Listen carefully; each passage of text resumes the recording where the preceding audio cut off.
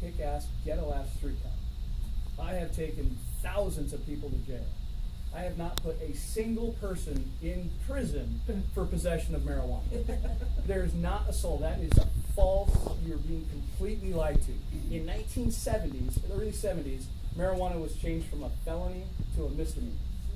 In 2003, Governor Schwarzenegger changed it to an infraction.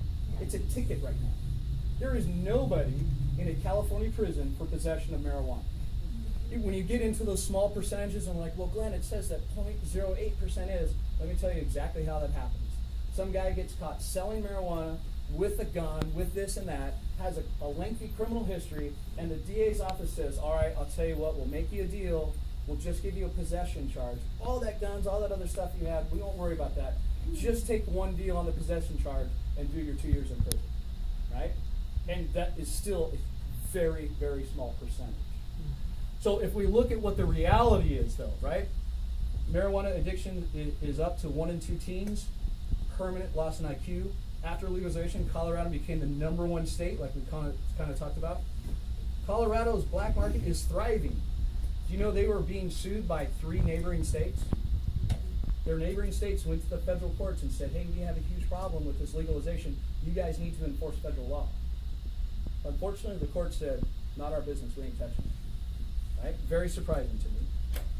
But like when you talk about the false dicta, that's really not what's going on. It is not light it up or lock them up. Right? There has to be, we have to develop what's called a sound drug policy, which is based off prevention, education, enforcement, and treatment. I'll segue too on the enforcement and treatment part. Do you guys remember Proposition, was it 7447? 47? Proposition 47, the Safe Community Street Act? Safe Neighborhood and Community Act, right? Yeah. So what that did is they said, well, if you're a drug user, that's non-violent.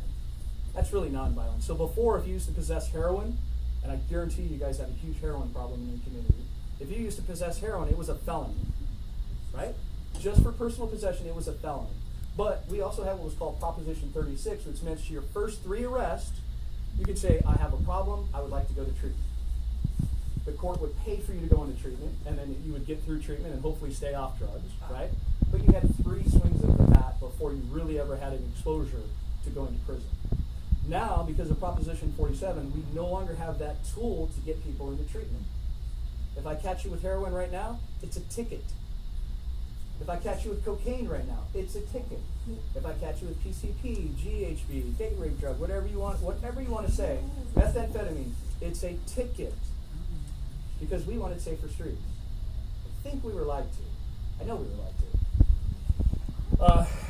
And we'll look at, and we'll talk about, we can make money, well, alcohol and tobacco costs, and we'll get into specifically other mind-altering addictive drugs to how much revenue we actually made off of that kind of stuff. So let's also talk about a couple different things. McDonald's. Where's the nearest McDonald's? Up the street. Off the street. Okay. 0.8 miles. So they were founded in 1940. They are worldwide, and they're on NASDAQ and everything else. Where is the nearest Starbucks? Right next door. Okay. So they were founded in 1971. They have over close to 24,000 locations worldwide, right? So I just want to put that in context so you understand. Well, Colorado, how many McDonald's do you think they have? 227. Starbucks? 405. How many dispensaries do they have? Recreational marijuana shops? 369. Medical marijuana dispensaries? 497. Does our law say anything about how many we can have? No. Normally I have a little distance between the Starbucks and the McDonald's, right? So I say just the 4 or 5 places selling marijuana in between those 2 points, right? There is nothing in the law that says how many you can have. Complete lunacy.